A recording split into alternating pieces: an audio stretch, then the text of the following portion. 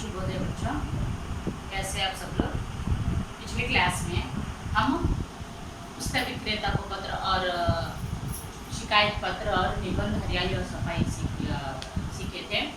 आज हम हमारे पाठ्य पुस्तक में छठवीं पाठ जो है अंतर्राष्ट्रीय स्तर पर हिंदी समझाने जा रही हूँ। अंतर्राष्ट्रीय स्तर पर हिंदी जो है हिंदी साहित्य में पत्र विधा से संबंधित है। ये एक पत्र विधा है।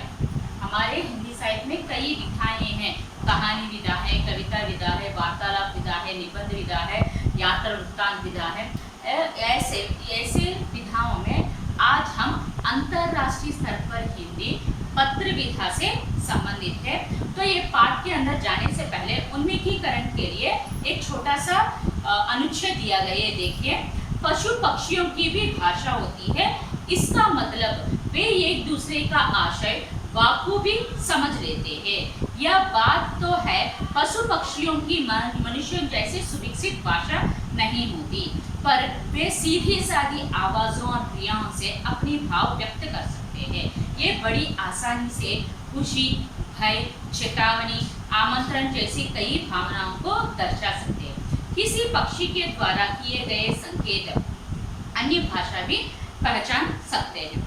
तो यहाँ पर बताया है कि माने एक मनुष्य अपने मन की भावों को प्रकट करने के लिए भाषा के सहारे से अपने भावों को प्रकट करते हैं। तो हम एक व्यक्ति अपने मन की बात जो प्रकट करने के लिए किसका आश्रय लेता है? भाषा का आश्रय लेकर वो अपने मन के भावों को प्रकट करता है। वैसे ही पशु पक्षियों की भी भाषा होती है। तो इसका मतलब है कि माने पशु पक्षी जो है, एक पक्षी की भाव जो है, माने एक पक्षी की जो आवाज उसके द्वारा किए गए ध्वनि जो है दूसरी पक्षी आसानी से समझ सकते हैं। तो इसका मतलब यह है कि एक दूसरे का आशय वो अच्छी तरह से समझ सकते हैं। तो यह बात माने हम ऐसा नहीं कर सकते कि पशु पक्षियों की और पशुओं की और पक्षियों की हमारे जैसे सुविकसित भाषा भला ही नहीं है, फिर भी वो अपने आवाज़ों के जरिए, अपने आवाज़ों के द्वारा, अपने फेशियल एक्सप्रेशंस के द्वारा वो अपने फेशियल एक्सप्रेशंस के द्वारा भी वो अपने भावों को समझ सकते हैं। तो यहाँ पर वे सीधी सादी आवाज में माने वो पशु और पक्षियों जो है आवाजों के द्वारा, उनके मुंह से जो निकला हुआ आवाज जो है वो अपने भाव को व्यक्त करते हैं। हम मनुष्य जो है अपने भावों को व्यक्त करने के लिए भाषा की सहायता लेते हैं, लेकिन पशु पक्षियों के लिए कोई भाषा नहीं होता। तो इसीलिए वे अपने आवाजों से, अपने मुंह से आने वाली ध्वनि के अनुसार वे अपने भावों को व्यक्त करते हैं।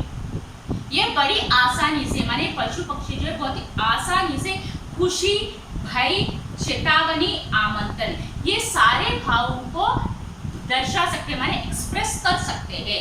किसी पक्षी के द्वारा, माने एक पक्षी के द्वारा किया गया ध्वनि जो है दूसरा पक्षी आसानी से पहचान सकता है और समझ सकता है।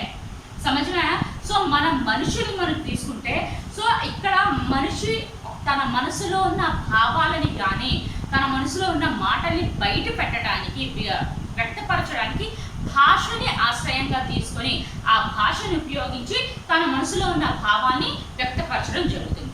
అదేవిధంగా మనకి పశు పక్షులకు కూడా ఒక భాష అనేది ఉంటుంది. కానీ వాళ్ళు ఒక పక్షి యొక్క మాటలు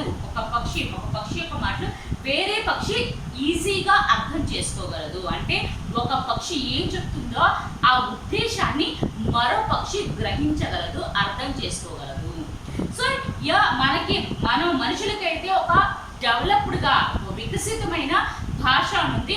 ఆ భాషను యూజ్ చేసుకొని వాళ్ళు మాట్లాడతారు. కానీ పశు పక్షులకి అలాంటి భాషలు లేకపోవడం వల్ల వాళ్ళు చేసిన చప్పుడు, అంటే వాళ్ళు చేసిన సౌండ్స్, అంటే వాళ్ళ నోటి నింట ఏవైతే సౌండ్స్ అవి రిలీజ్ అవుతాయో ఆ సౌండ్స్ ద్వారా వేరే పక్షులు కానీ జంతువులు కానీ ఆ భాషని, అంటే ఆ సౌండ్ని వాళ్ళు ఏ భావంతో ఆ సౌండ్ చేస్తారో అది వాళ్ళు ఈజీగా అర్థం చేసుకోగలరు. సో వాళ్ళు చేసిన పనుల ద్వారా, వాళ్ళు చేసే సౌండ్స్ ద్వారా వేరే పక్షులు, జంతువులు ఆ భావాలని ఈజీగా ఈజీగా సంతోషాన్ని, భయాన్ని, చితావని అంటే హెచ్చరికని, ఇంకా ఆమంత్రణ అంటే రమ్మని చెప్పడం. సో వీటన్నిటినీ కూడా వాళ్ళ భావాలు అంటే వాటి సౌండ్స్ ద్వారా అవి వ్యక్తపరచగలుగుతున్నాయి. సో ఒక పక్షి ద్వారా చేసిన సౌండ్స్ అనేవి వేరొక పక్షి, మరొక పక్షి ఈజీగా అర్థం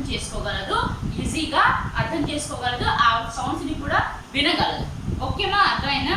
సో ఆవాజ్ शब्द का ఇక్కడ క్వశ్చన్స్ చూడండి. ఆవాజ్ का पर्याय क्या है? आवाज అంటే ధ్వని. आवाज का पर्याय क्या है? ध्वनि वाणी. ध्वनि वाणी. किसी प्राणी की अनोखी विशेषता बताइए. సో ఏదన్నా ఒక జీవి యొక్క విశేషత గురించి తెలియదు. సో हमारे यहाँ कई पक्षियाँ, तो पक्षियाँ देखेंगे तो हंस जो है, एक हंस की विशेषता है कि पानी मिला हुआ दूध में से दूध को ग्रहण करके पानी को छोड़ देता है. यह हंस की विशेषता है. और मोर जो है, मोर लीजिए, मोर जो है वो क्या करते हैं, जो वातावरण में होने वाली बदलाव को पहले ही ग्रहण कर वो बारिश आने वाली है कि समझकर अपना पंख खोलकर नाचने लगती है. ये मोर की विशेषता है. और छातक पक्षी जो है केवल स्वाति नक्षत्र के पानी ही पीकर वो अपना भूख मिटाती है. वह अन्य किसी जलाशय की पानी नहीं मिटाए तब तक वह भूखा रहती है. तब तक वो पानी, किसी जलाशय का पानी नहीं पीती. ये छातक पक्षी की विशेषता है. और ऊंट को लीजिए, ऊंट अपने पेट में बैग, पानी का थैला को बनाकर रखती है. ऊंट अपने पेट में पानी का थैला को बनाकर रखती है. ये पक्षियों और पक्षियों की विशेषता है. సో కొన్ని ప్రాణి, ఏదో ఒక ప్రాణి గురించి వాటి యొక్క ఉన్న మంచి క్వాలిటీ గురించి చెప్పండి అన్న. సో ఫస్ట్ మనం హంసను తీసుకోండి. సో ఈ హంస నీళ్లు కలిపిన పాలల్లో పాలను మాత్రమే తాగి నీళ్ళని వదిలేస్తుంది. అది హంస యొక్క విశేషత. ఇంకా పీకాక్ తీసుకోండి. సో ఈ మోర్ అనేది వాతావరణంలో చేంజెస్ ముందుగానే గ్రహించి వర్షం పడుతుందన్న సూచన తనకి తెలియగానే, ఆ వాతావరణ చేంజెస్ తెలియగానే తను ఆ ఆనందంతో ఏం చేస్తుంది, పురివిప్పి నాట్యం చేస్తుంది. నెక్స్ట్ చాతక్ పక్షి తీసుకోండి. చాతక్ పక్షి కేవలం స్వాతి నక్షత్రంలో కురిసిన వర్షపు నీరు మాత్రమే తాగి తన కడుపు నింపుతుంది, తన దాహాన్ని తీర్చుకుంటుంది. అంతవరకు ఎలాంటి జలాశయ వాటర్ అనేది టచ్ కూడా చేయదు. అది చాతక్ పక్షి యొక్క విశేషత. ఇంకా ఊంట్ తీసుకోండి. ఊంట్ ఏం చేస్తుంది, ఊంట్ తన పొట్టలో నీరు బ్యాగ్ని అంటే వాటర్ బ్యాగ్ని తయారు చేసుకొని పెట్టుకుంటుంది. సో అందుకని ఎడారిలో వెళ్ళినప్పుడు ఊంట్నే ఎందుకు ఉపయోగిస్తారంటే దానికి అంత దాహం అనేది అవసరం లేదు. ఇంకా ఎవరికైనా దాహం వేస్తే ఆ ఎడారిలో వాటర్ దొరకని ప్రదేశాల్లో ఇంకా ప్రాణాపాయం స్థితిలో ఉంటే వాళ్ళు ఎవరైతే ఆ ఊంటు తీసుకెళ్లారో ఆ ఊంటుని చెప్పి తన పొట్టలో ఉన్న వాటర్ని తీసుకొని తాగడం జరుగుతుంది. సో ఇది చాలా సందర్భాల్లో జరిగిన విషయం. సో అందుకని ఎడారిలో ఊంటునే ఉపయోగించడం జరుగుతుంది. नेक्स्ट, इस गद्यांश का उचित शीर्षक दीजिए. सो इस गद्यांश में पूरा भाषा के बारे में बातचीत की गया है, इसीलिए इसका गद्यांश का शीर्षक भाषा रख सकते हैं. సో ఈ గద్యాంశలో ఎక్కువగా భాష గురించి మాట్లాడడం జరిగింది కాబట్టి సో దీనికి భాష అన్న పేరు పెట్టవచ్చు. అర్థమైందమ్మా? 3 క్వశ్చన్స్ కి ఆన్సర్స్. नेक्स्ट उद्देश्य देखिए, छात्रों को पत्र लिखने की विविध शैलियों को ज्ञान कराना, उनके लेखन सृजन के साथ साथ उन्हें अंतरराष्ट्रीय स्तर पर हिंदी का महत्व बताना है. माने आप लोगों को यानी छात्रों को पत्र लेखन की विविध शैलियाँ, माने पिछली क्लास में मैं कई पत्र बताए थे. सो पत्र लेखन की विविध शैलियों के बारे में ज्ञान देना और आपके द्वारा भी लेखन माने पत्र, आपके द्वारा भी नए नए पत्र लेखन निर्माण करने की विकास, वैसे ज्ञान को विकसित करने के साथ साथ इस पत्र लेखन के द्वारा, इस पाठ के द्वारा अंतरराष्ट्रीय स्तर पर माने राष्ट्रीय ओर से ना होकर अंतरराष्ट्रीय स्तर पर भी हिंदी का महत्व बताना है इस पाठ का मुख्य उद्देश्य है. समझ में आया?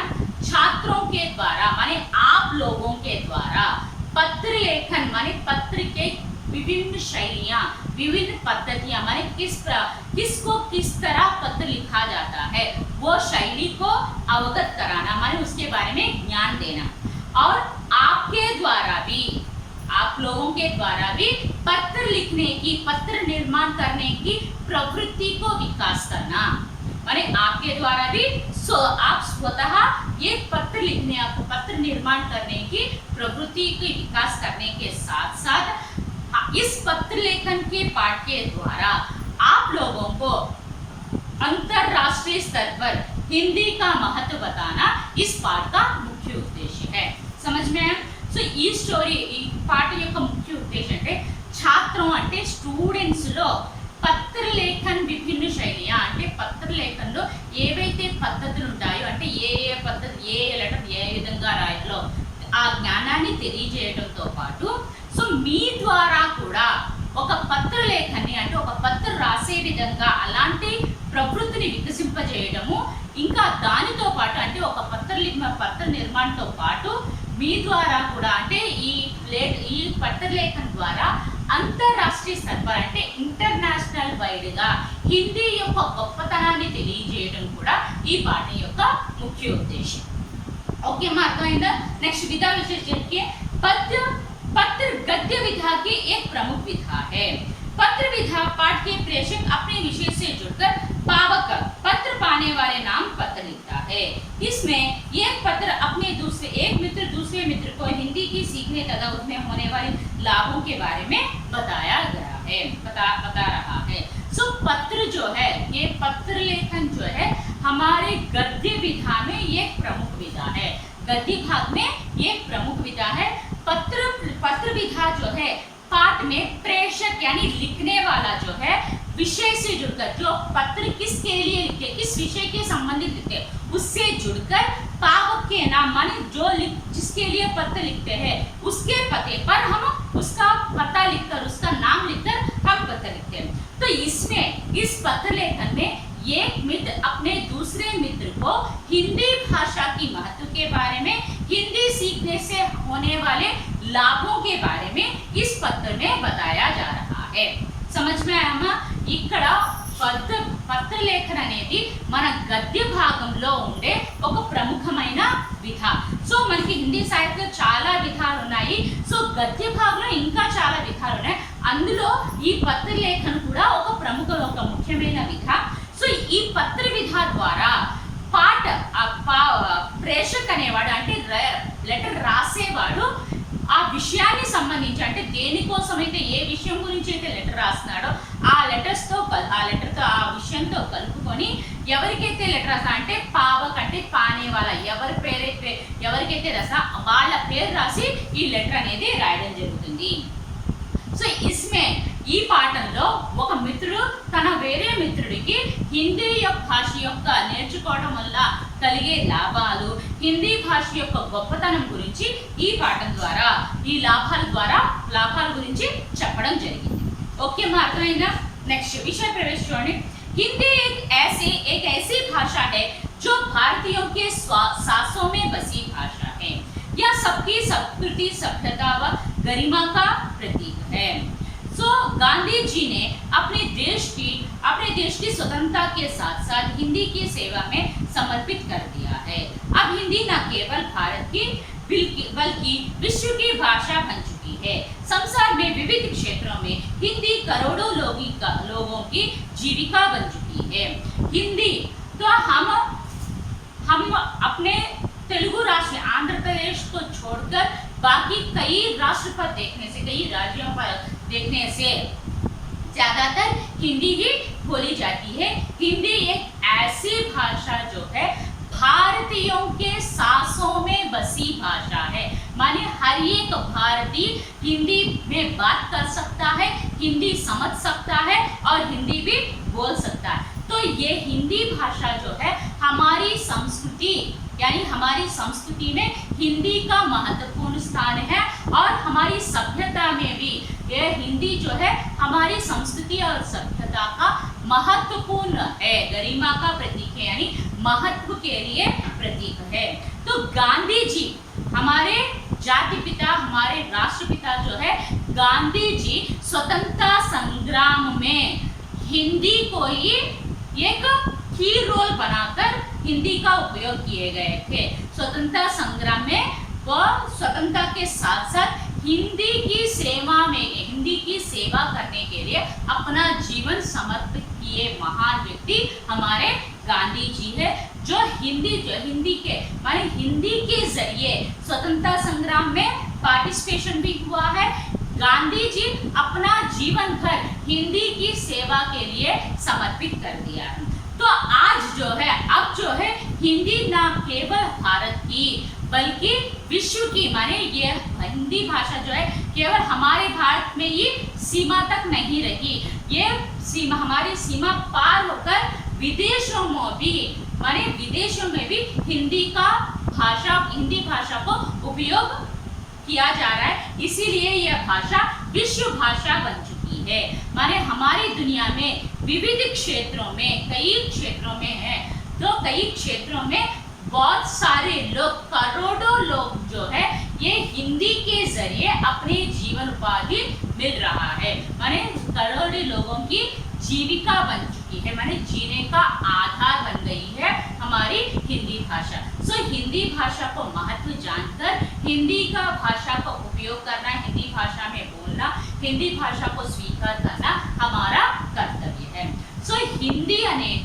హిందీ ఎలాంటి భాష అంటే ప్రతి ఒక్క భారతీయుడు ఊపిరిలో నెలకొన్న భాష.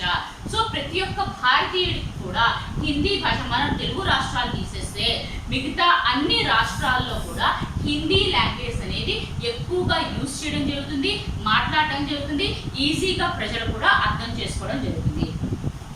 హిందీ భాష అనేది మన సంస్కృతికి, మన సభ్యతకి, గొప్పతనానికి చిహ్నము. మనకు స్వతంత్ర పోరాటంలో హిందీనే చాలా పెద్ద కీ రోల్ అనేది ప్లే చేసింది. ఎందుకంటే డిఫరెంట్ ఏరియాస్లో డిఫరెంట్ లాంగ్వేజెస్ మాట్లాడటం వల్ల అందరితో కమ్యూనికేట్ అవ్వడానికి, అందరితో కోఆర్డినేట్ చేసుకోవడానికి హిందీ భాషనే చూస్ చేసుకోవడం జరుగుతుంది. అందుకని మన భారతదేశంలో మన భారతదేశ రాష్ట్రపిత అయిన గాంధీ గారు, మన జాతిపిత అయిన గాంధీ గారు కూడా తన జీవితాన్ని హిందీ సేవలోనే, స్వతంత్రంతో పాటు హిందీకి సేవ చేయడంలో తన జీవితాన్ని అర్పించడం జరిగింది. అందుకని ఇప్పుడు హిందీ అనేది మన భారతదేశంలోనే కాదు, మన భారతదేశ సరిహద్దులు కూడా దాటేసి ప్రపంచంలో అన్ని ఏరియాస్లో కూడా హిందీ యొక్క గొప్పతనం స్ప్రెడ్ అయ్యింది.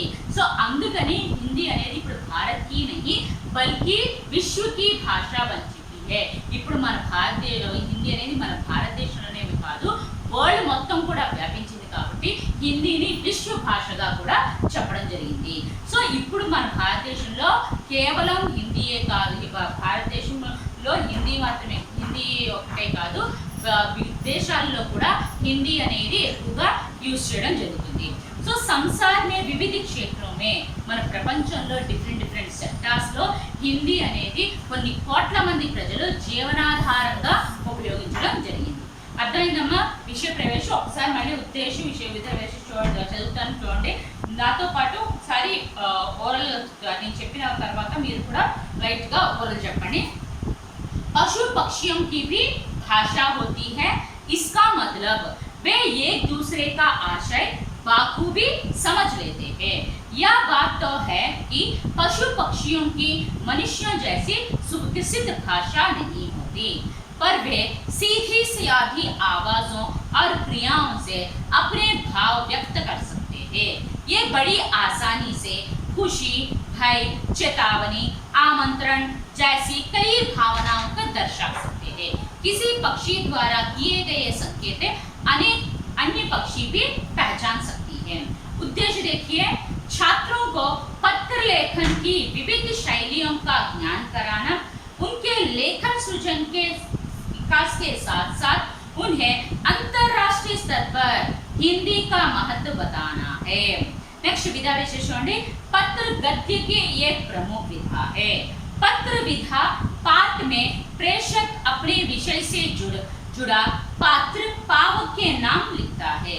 इसमें एक मित्र अपने दूसरे मित्र को हिंदी सीखने तथा उससे होने वाली लाभों के बारे में बता रहा है. विषय प्रवेशन, हिंदी एक ऐसी भाषा है जो भारतीयों की सांसों में बसी भाषा है। यह सबकी संस्कृति, सभ्यता व गरिमा का प्रतीक है। गांधी जी ने अपने देश की स्वतंत्रता के साथ साथ हिंदी की सेवा में समर्पित कर दिया था। अब न केवल भारत की बल्कि विश्व की भाषा बन चुकी है। संसार में विविध क्षेत्रों में हिंदी करोड़ों लोगों की जीविका बन चुकी है। సో నేను ఇప్పటివరకు ఎంతవరకు అయితే చెప్పానో అదంతా ఒకసారి చదవండి.